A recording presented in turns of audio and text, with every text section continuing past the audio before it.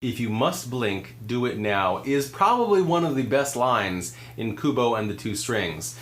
I'm going to explain the title of my vlog, despite the fact that the movie did a crap job of explaining its title. I'm going to tell you right now, this is a negative movie review. Vlogging every day in August. Woo! LA edition! So angry.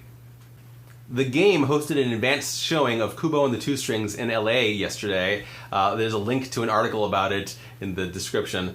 I went to that advanced screening because I definitely wasn't sure I wanted to spend money on what looked like an incredibly appropriative film, just pulling all sorts of stuff from Japanese culture while giving nothing back.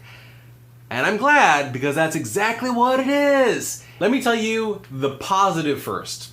The same production company, Laika, that made Coraline and Paranorman, good movies, and then Box Trolls, which had transphobia as its villain, and then now Kubo and the Two Strings.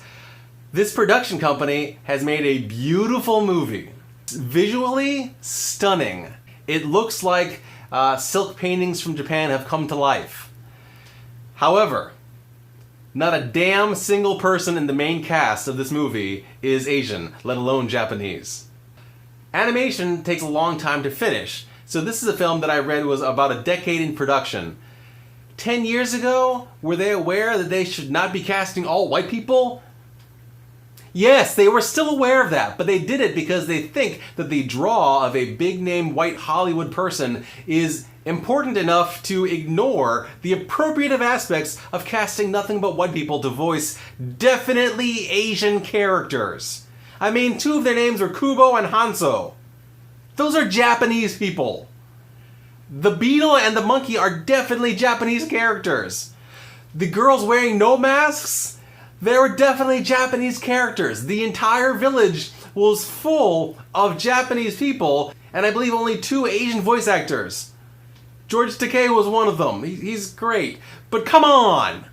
It was nothing but MacGuffins. They didn't make any sense. The structure as it goes from one act to the next doesn't make any sense. I'm going to talk about a spoiler here. How can an origami figure brought to life by apparently the spirit of Hanzo lead the characters to the armor parts when Hanzo himself didn't succeed in doing that and became a giant beetle? What? Why does nobody care that Kubo has magic? At least people freaked out about a talking monkey, but then they didn't seem to really freak out that much at a giant man beetle. What? They never explain the title.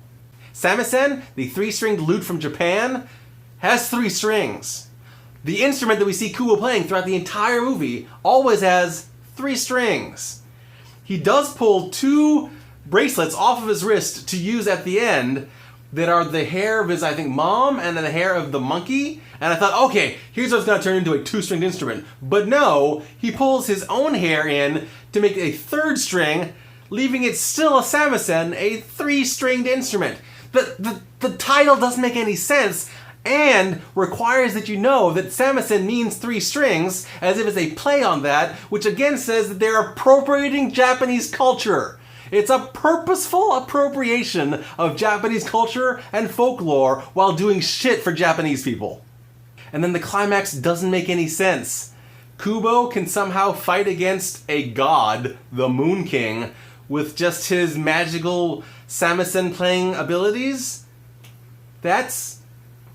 Is Kubo a god? What? And then at the end, even though his parents are dead, he can somehow resurrect ghosts of them that looked as they did as humans.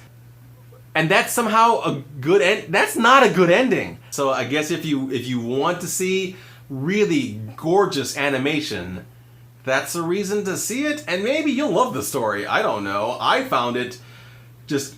I had to grit my teeth through the whole... Also, the jokes didn't land. The jokes didn't land except for the visual jokes. So that means the people who are voicing the characters didn't tell the jokes well.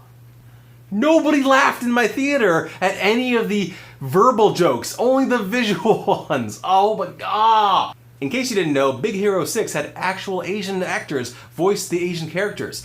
Steven Universe right now has a couple of Asian voicing actors on their show. Fresh Off the Boat is a mainstream TV show that is full of Asian actors. Don't tell me this bullshit about how these white people were the best possible choices, because they flipping weren't.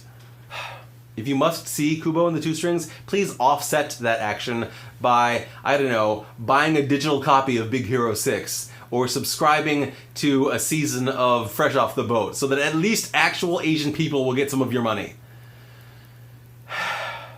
I hated that movie despite the fact that it was beautiful.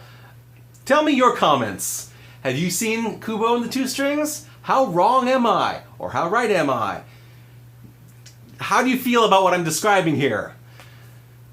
Or tell me anything that matters, because I want to know what matters to you. Thank you for watching all the way to the end of this vlog. The end is where I always say, tomorrow will be even better.